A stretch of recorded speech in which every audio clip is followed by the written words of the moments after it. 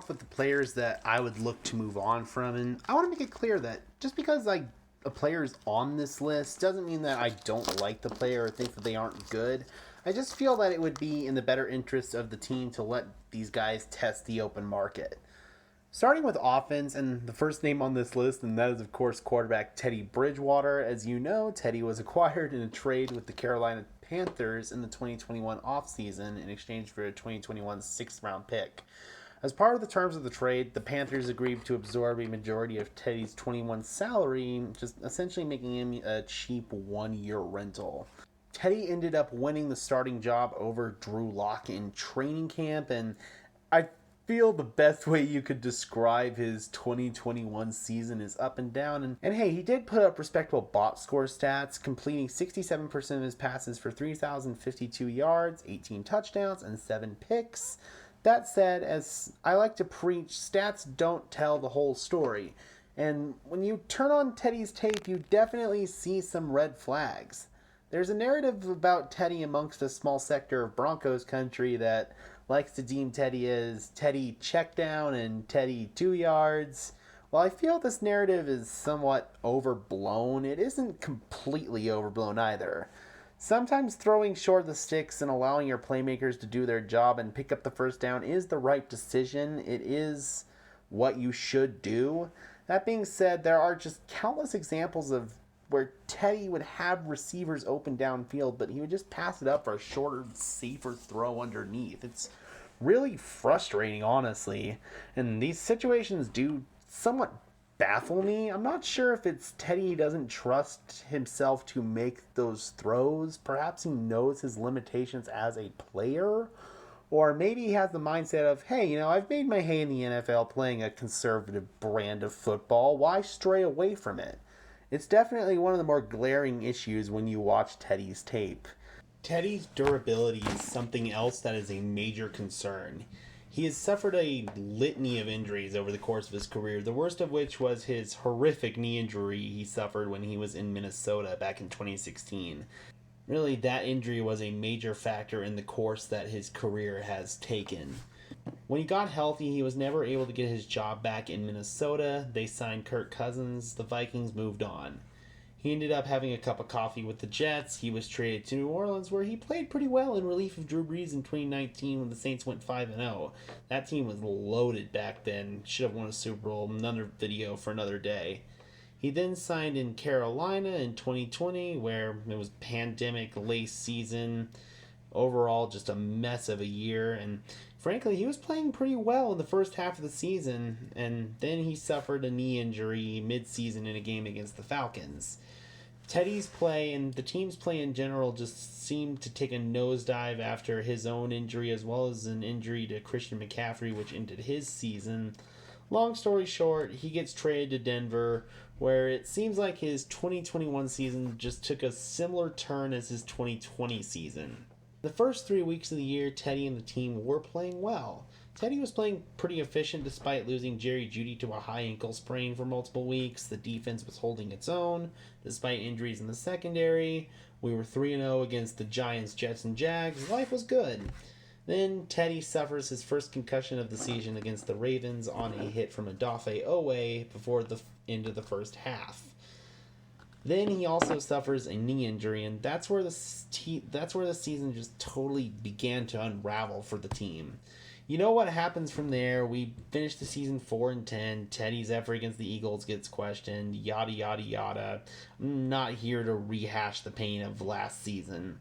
And then, unfortunately, we all know how Teddy's season ended with that scary concussion against the Bengals, where he was knocked out unconscious, placed on a stretcher, and had to spend a night in the hospital. Just really, really scary injury. So at the end of the day, durability is a concern with Teddy Bridgewater. And if you'll look at the column here on your screen, on the left-hand column, you will see the player name and what type of free agent they are, whether they are an unrestricted free agent, a restricted free agent, or a exclusive rights free agent. The player age, which is a factor in making these decisions, quite frankly, And then in the right-hand column is their projected annual earnings according to either SpotTrack or Pro Football Focus, or in some cases, if neither one of those websites had a projected annual earnings, I just came up with a number based on their previous contract.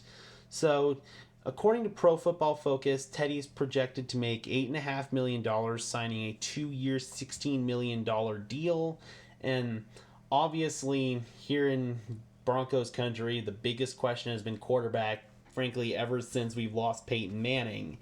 And yet again, that same question is going to rear its ugly head. And the Broncos do have options outside of the big fish in Russell Wilson and Aaron Rodgers, which slowly but surely those dreams are dying, unfortunately. And Teddy Bridgewater, although he's not the most popular option among Broncos country, he is an option. I don't know. So at $8.5 million, I just feel like it's kind of a steep price tag for a player who's more of a game manager and someone who's dealt with, quite frankly, a lot of injuries in his career, and durability is a concern with Teddy Bridgewater. So while I do really like Teddy Bridgewater, the person, I feel like it is in the best interest of the team to potentially look elsewhere for the quarterback position. So next up we have running back Melvin Gordon, who is a very polarizing player in Broncos country. You either love him or you hate him. He'll be entering his age 29 season next year, and Pro Football Focus projects he will sign a 2-year, $12 million deal for an annual salary of $6 million. Personally, I thought Melvin had a nice season in a tandem with Javonte Williams. He carried the rock 203 times for 918 yards and 8 rushing touchdowns, averaging 4.5 yards per clip. He also caught 28 passes for 213 yards and 2 touchdowns through the air. That being said, he is entering the twilight years of his career while playing the position that, let's be honest, takes the most punishment in the most violent sport ever. $6 million per year is a really steep price tag for a player whose production I can match in the later rounds of the draft. There are plenty of examples of this. Elijah Mitchell, later round pick. James Robinson, undrafted free agent.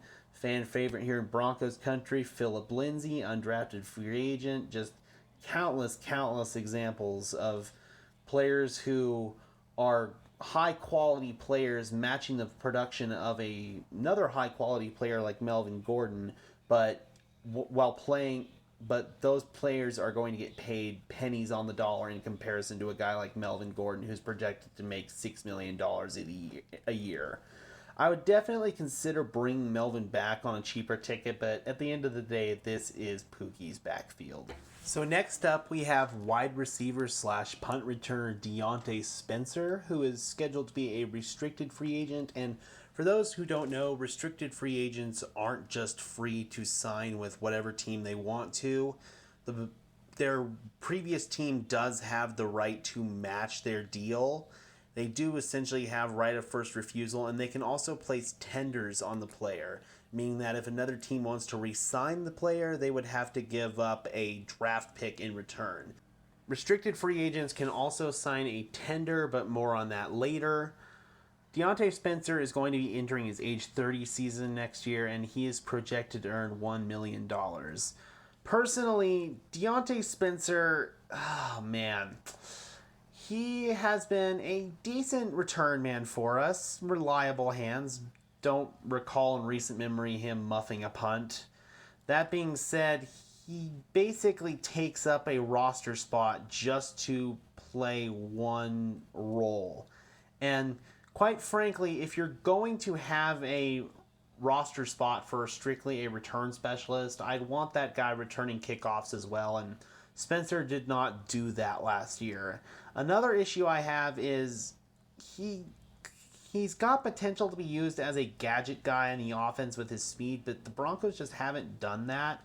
And with a guy like KJ Hamler getting healthy next year, he's a potential option at that position, as well as someone in the draft. So Deontay Spencer is probably someone I could see the Broncos letting walk here because, frankly, I could see them wanting to get younger and more versatile at that position.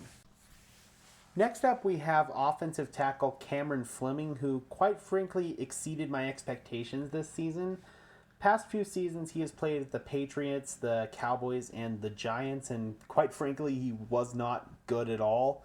Really, really struggled at the right tackle position in particular.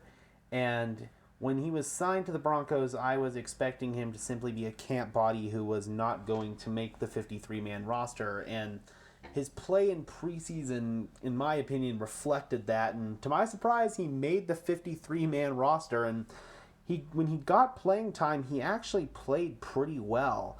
His Pro Football Focus grade was a 71.7, and listen, Pro Football Focus isn't the Bible, but it is a good tool we can look at because, quite frankly, we don't have the time to study every player. Even though I'm not the biggest fan of stats, I'm not going to go back and look at every snap Cam Fleming played. He is going to be entering his age 30 season next year, and he is projected to make about $1.1 million annually on the open market.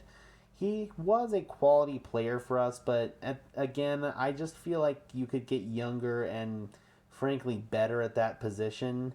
Not the worst swing tackle on the planet, but there's someone else in my re-signings that I feel like would fill that position a lot better, so I'm going to spend that $1.1 million elsewhere and let Cam Fleming walk.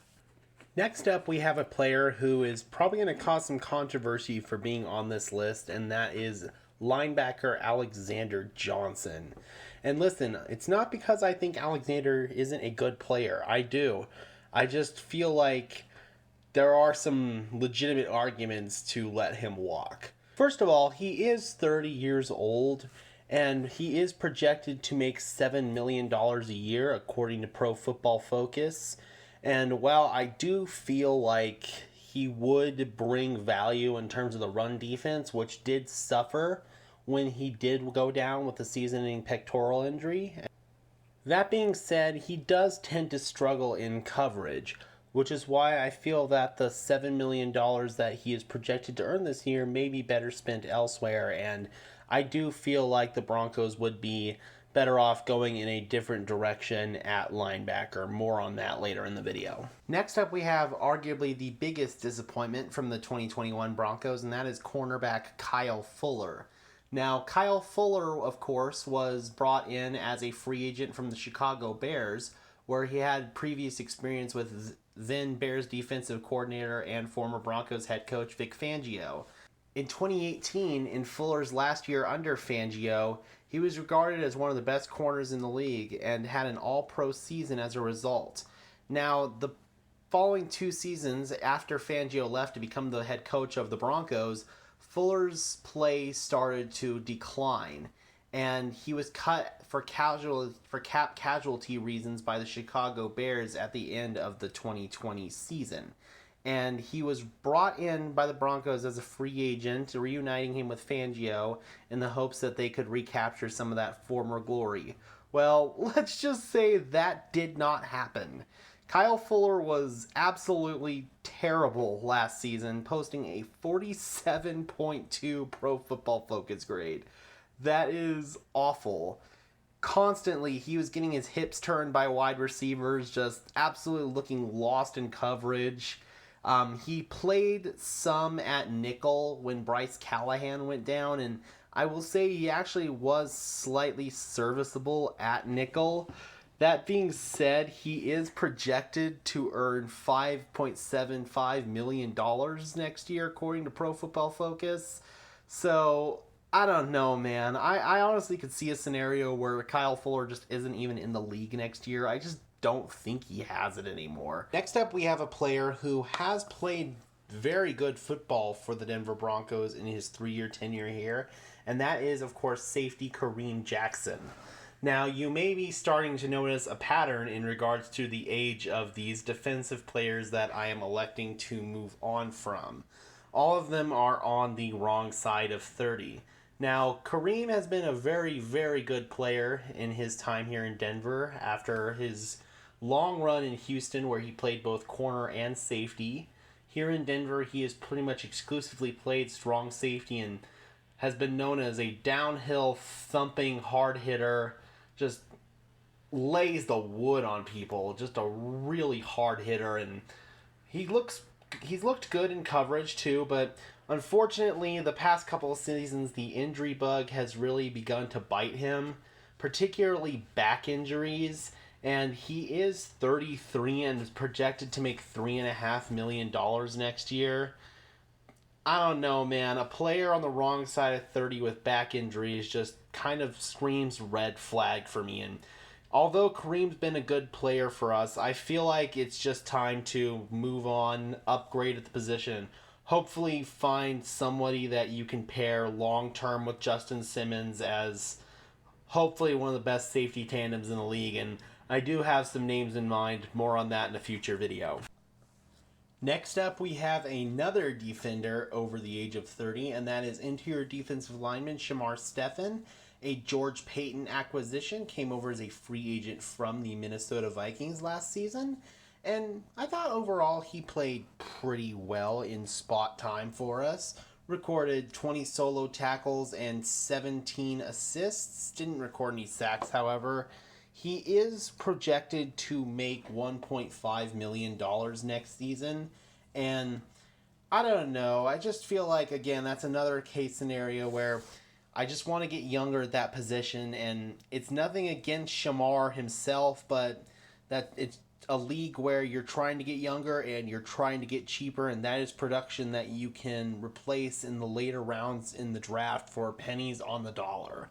So Shamar Stephen, good player, but at the end of the day, I'm looking to get younger and cheaper at the position, especially interior defensive line. That's a position that really is going to need a massive overhaul for the Broncos, and the younger we can get at that position, the better. Finally, on the players that I would let walk, we have linebacker Micah Kiser, who we picked up off the Rams practice squad towards the beginning of last season, and frankly, he was a guy who just didn't get a lot of playing time last season. He spent a good chunk of the year on injured reserve, and even when he was healthy, he just really didn't play a ton. He only registered 7 solo tackles and 11 assists. May have played some on special teams, but wasn't a player that was particularly of note. He is $27 million and is projected to earn about $900,000 next season. I don't know. Micah Kiser is a player that I probably would not re-sign. That's a roster spot I could fill with a undrafted free agent or something along those lines. Again, just a wasted roster spot, unfortunately. Maybe he'll catch on somewhere else, but I don't see the Broncos re-signing Micah Kiser next season.